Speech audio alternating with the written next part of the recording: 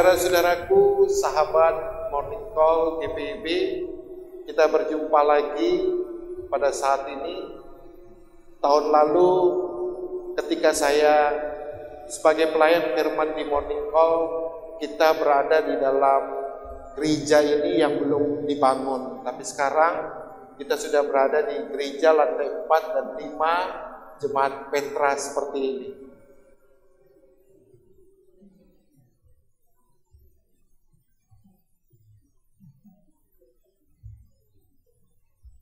Gereja ini bisa menampung 850 jemaat untuk lantai 4 dan 5. Kita bersyukur boleh diselesaikan bersama dalam campur tangan Tuhan. Nah, mari saudara-saudara, kita masuk di dalam pemberitaan firman untuk Morning Call. Kiranya firman Tuhan ini memberikan berkat bagi kehidupan saudara-saudara pada pagi hari ini, khususnya sepanjang hari ini. Mari kita berdoa. Bapa dalam surga, saat ini kami berada di dalam program Morning Call GPIB, dan kami mau Kau sapa dengan indah melalui firman Tuhan yang dibacakan dari Alkitab. Biarkan Roh Kudus-Mu menuntun kami agar kami dimampukan untuk dapat merenungkan, menghayati dan melakukan firman Tuhan. Amin. Saudara-saudara, bagian bacaan Alkitab pada hari ini saya ambilkan dari Ibrani pasal 13 ayatnya yang ke-17. Ibrani pasal 13 ayatnya yang ke-17 yang menyatakan, taatilah pemimpin-pemimpinmu dan tunduklah kepada mereka, sebab mereka berjaga-jaga atas jiwamu sebagai orang-orang yang harus bertanggung jawab atasnya. Dengan jalan itu mereka akan melakukannya dengan gembira, bukan dengan keluh kesah, sebab hal itu tidak akan membawa keuntungan bagimu. Demikian firman Tuhan. Berbahagia setiap orang yang mendengar dan mau melakukan firman ini dalam kehidupan setiap hari. Saudara-saudara, sahabat Morning Call GPIB, bacaan Alkitab ini memberikan penekanan lebih pada aspek ketaatan, yaitu taat pada pemimpin sebagai orang yang bertanggung jawab kepada yang dipimpinnya, atau pemimpin yang melayani. Dan penulis surat kepada orang Ibrani ini berbicara lebih kepada pemimpin-pemimpin spiritual sebagai representasi Tuhan Yesus di tengah dunia ini, yaitu kepada presbiter, diaken, penatua, pendeta, juga secara umum kepada pengurus pelayanan kategorial, terutama para pelayanan anak dan persekutuan teruna, yaitu mereka yang telah berjanji di hadapan jemaat tetapi juga di hadapan Tuhan, dan mereka diteguhkan atas dasar otoritas yang Tuhan Yesus berikan kepada gereja. Nah, saudara-saudara, ketaatan kepada pemimpin dalam bahasa Yunani hegeomai juga diaplikasikan oleh Alkitab kepada anak-anak terhadap orang tua, dan juga jemaat terhadap pendeta. Mengapa kita harus taat? Saudara-saudaraku, karena mereka ini adalah orang-orang yang harus bertanggung jawab penuh kepada Tuhan Yesus untuk menjadi teladan dan memberikan kesejahteraan bagi yang dipimpinnya atau bagi orang yang dilayani, baik secara jasmani maupun secara rohani, sesuai keberadaannya. Dan bagian Tuhan adalah memberkati mereka seturut dengan kehendak dan permohonan para pemimpin atau para pelayan Tuhan. Ketaatan kepada pemimpin merupakan wujud kesediaan diri untuk bersinergi dengan sesama. Para pemimpin dipercaya untuk menjaga dan merawat hidup orang-orang yang dipimpinnya.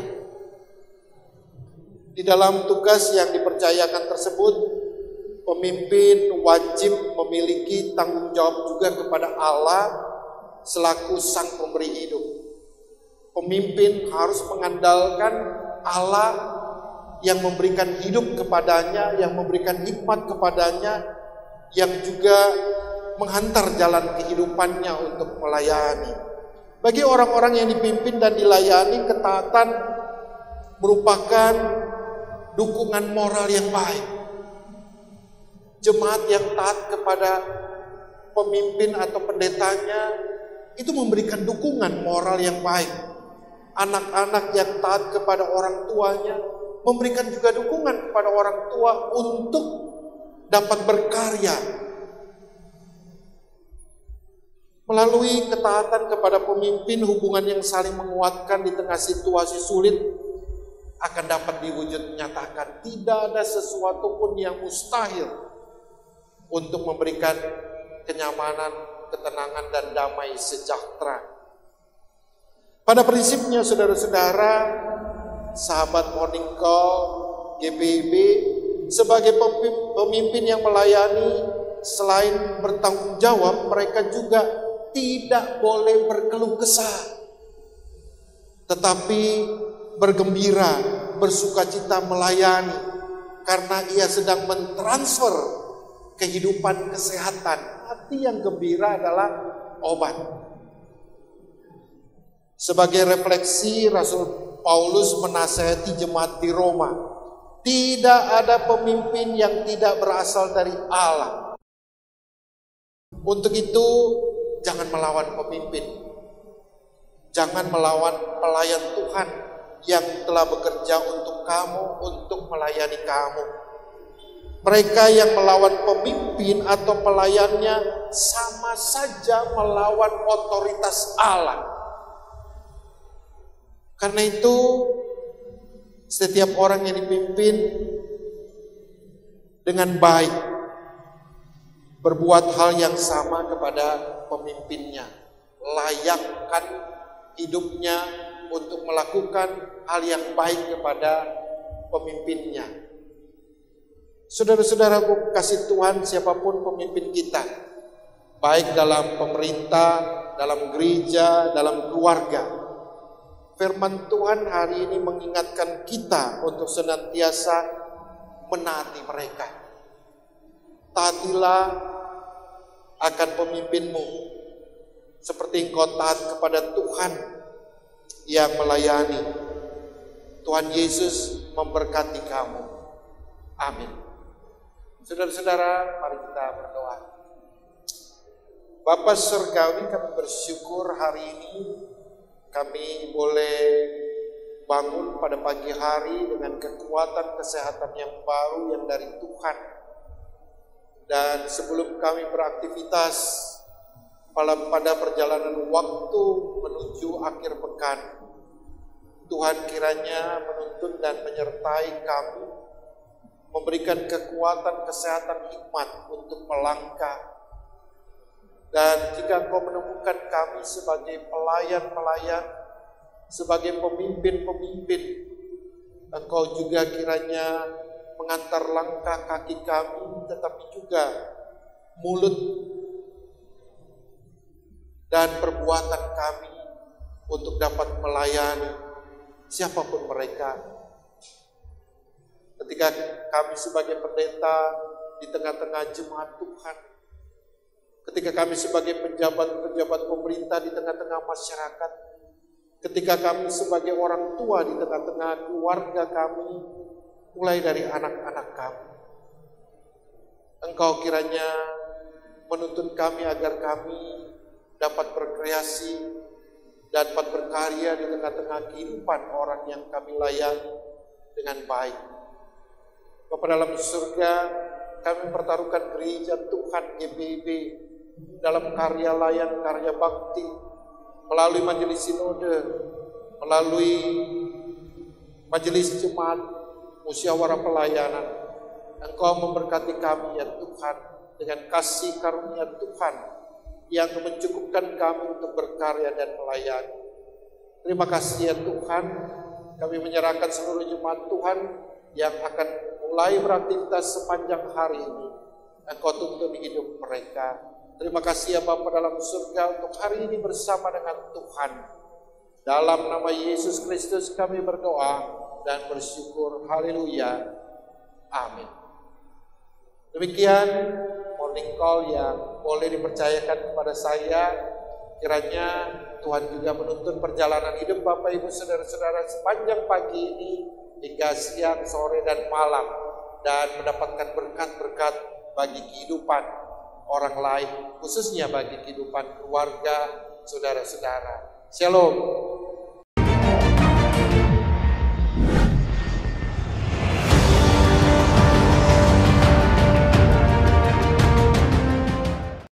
Sekolah Tinggi Ilmu Kesehatan Gria Husada Surabaya membuka penerimaan mahasiswa baru tahun ajaran 2023 sampai 2024. Sekolah Tinggi Ilmu Kesehatan Gria Husada terakreditasi BAN PTB dengan menawarkan 2 program studi, yaitu pertama, D3 Kebidanan, kedua, Administrasi Rumah Sakit. Ada juga fasilitas yang memadai seperti asrama putri, perpustakaan, gazebo dan hotspot area, dan masih banyak lagi.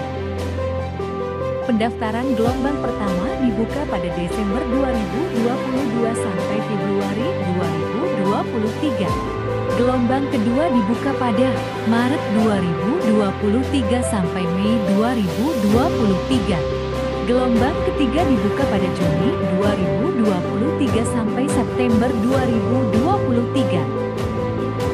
Untuk informasi lebih lanjut dapat menghubungi nomor di bawah ini.